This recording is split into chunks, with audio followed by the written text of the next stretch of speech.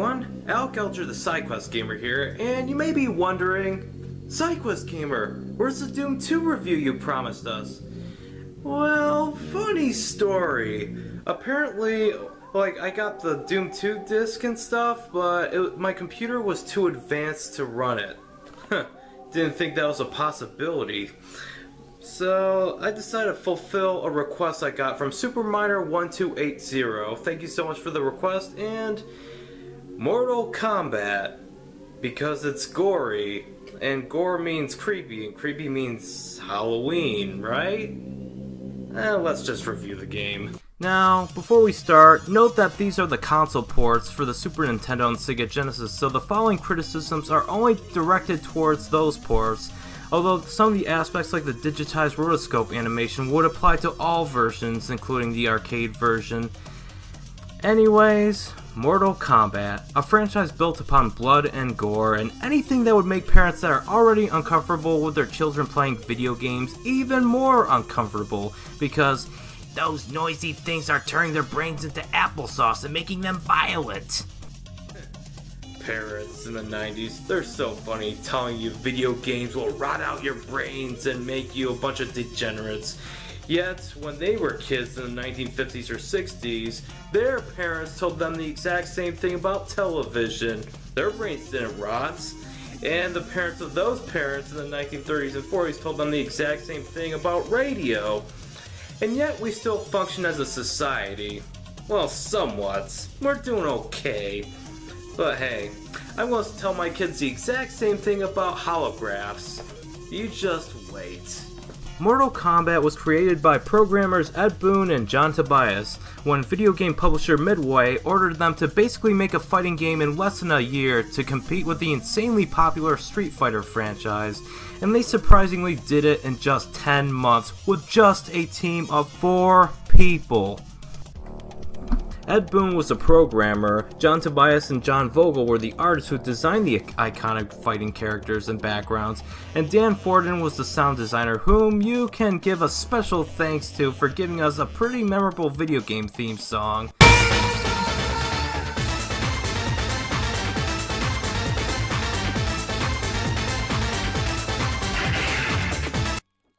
Too bad this was excluded from the console ports.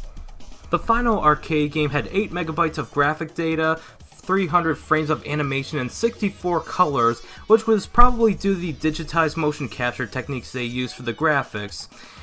Released on October 8th, 1992, it was a hit, but obviously many things had to be scaled down for the 1993 ports for the less powerful consoles at the time, so let's get into those, shall we?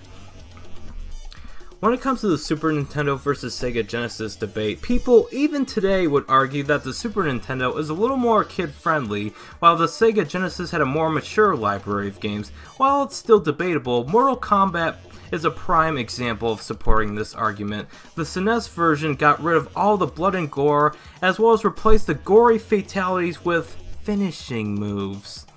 The blood coming from the damaged opponents was now replaced with blue sweat, and the Genesis version did have all the blood and gore, but you needed a cheat code in order to unlock it. Okay, kids, if you're under 17, don't tell your parents I told you this, but if you have the Sega Genesis version of Mortal Kombat, the code to unlock the blood and gore is ABACABB. You got that? Okay. The gameplay is what you would expect out of any fighting game. It's a 2D one-on-one fighting game. All the characters have some form of supernatural powers that you can use to its full advantage with an overly complicated button combination for their special moves, like Sub-Zero's Ice Attack will require you to, in the Super Nintendo version at least, to stand a good distance from the opponent, but not too distant nor too close, and then press forward, down, forward, right. The forward means in the direction of your opponent, which would change if the opponent is on the left or right side of you. The tournament main campaign where you challenge a computer-generated opponent for 3 rounds, and you have to win 2 out of 3 of them to win, and then move on to the next level. It can be a bit hard. I did manage to get pretty far in the tournament, but my experience has made me notice something. The characters seem to move so clunky by today's standards, and with the camera zoomed in, you really can't run from your fast-moving opponent. to do a long-range attack. It's as if the game was built around the innovative digitized motion capture animations. You know the cool combos that the series is known for? You need to have lightning-fast reflexes if you want to take advantage of each character's special attack. I've also noticed each character has their own button combination that you have to learn for their special attacks, like Sub-Zero's ice powers, for example. So the game doesn't really give you a lot of time to pull off these combos, but if you do, it would be so rewarding. But all of my matches were won by just me using the jump kick and the uppercut multiple times, as well as using the block button to prevent enemy attack from damaging me. So it's not like pulling off the combos are the only way to win. But if you want to be a Mortal Kombat master, it is highly recommended. And despite being able to pull off the iconic fatalities occasionally in the later installments when your opponent is dizzy and low on health, I was, however, unable to pull one off against the computer-controlled opponents in the tournament. They were really fast and they required 4 or 5 button inputs. Now, this isn't an overwhelming criticism of the ports, as some things are lost in translation when going from arcade to consoles, but if you're thinking of purchasing these arcade ports, I just want you all to know what to expect in terms of controls. I would say that unless you're using the 6-button controller for the Sega Genesis port, which I highly recommend, I would say the SNES version controls a lot better than the Genesis version. The game, graphically speaking, is pretty charming. The digitized characters were actually based off real-life actors. Liu Kang and Shang Tsung, I'm sorry if I butchered those names, were played by martial arts artist Ho Sung Pak, I'm sorry if I butchered that name.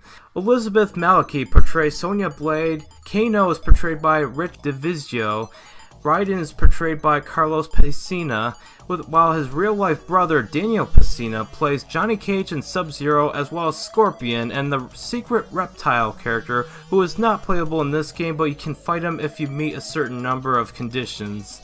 Speaking of the character Johnny Cage, did you know that he's actually a parody of the action movie star Jean-Claude Van Damme? In fact, this game was originally intended to have a digitized version of Jean-Claude, although he declined due to negotiating with an undisclosed video game company whom never even released the game he was supposed to be in. The funny thing about that is, Jean-Claude Van Damme later starred as Guile in the first Street Fighter movie, and if you're not into fighting games, Street Fighter is the main competitor to Mortal Kombat, even to this day. Guess he wasn't too happy about Johnny Cage being a parody of him. But as for how the graphics are, well, they're pretty dated, meaning that if you digitize people in the pixelated way they are in today, your game probably won't get away with it, but aesthetically, I do like the designs of the characters and backgrounds, and it's pretty charming, like I said.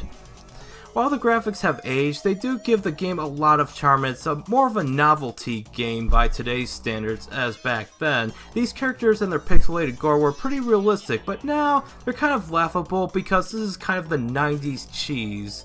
But I mean that as a compliment, and I wouldn't have it any other way. One thing I will say that holds up is the cringe level of gore, and the series can only get more violent from here. Now, as for the story, Shang Tsung, the main antagonist of this game, is being evil and wants to use Earthrealm's tournament as a way to take it over.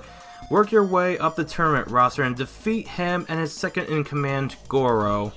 Pretty straightforward for a fighting game. What I like about Mortal Kombat is the story is based entirely on the tournament aspect. Your very lives are built around fighting, and this is touched upon in later entries. So while it's non-existent, it's enough to get the game started. One thing I do regret not being able to mention is the multiplayer, because I didn't have time nor another controller available to experience it for myself. However, if your friend sucks as much as you do in this game, then that's probably the selling point for you. Friends sitting on a couch ripping each other to pieces. Nothing wrong with that. Overall, this game is a bit dated, but still holds up somewhat as a novelty game. I do think that a few later installments improve upon many aspects that this game introduced, with my favorite entry being Mortal Kombat 9 for the Xbox 360 and PlayStation 3. I have the Xbox 360 version, by the way. So, the SNES version, I'd give a 78 out of 100, while the Genesis version, I'd give a 79 out of 100, just for having the gore available in the cheat code.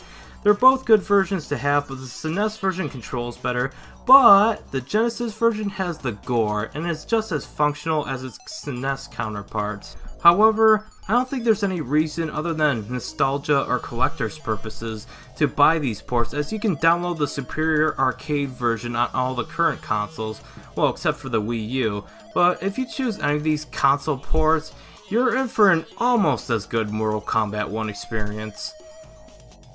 What are my thoughts on the sequels? The many that are out there. Well, we'll get to those when the time comes. But anyways, thank you guys so much for tuning into part 1 of my Halloween marathon. I'll see you guys next week, and remember to stay scary. Well, I gotta say something Halloween themed, right?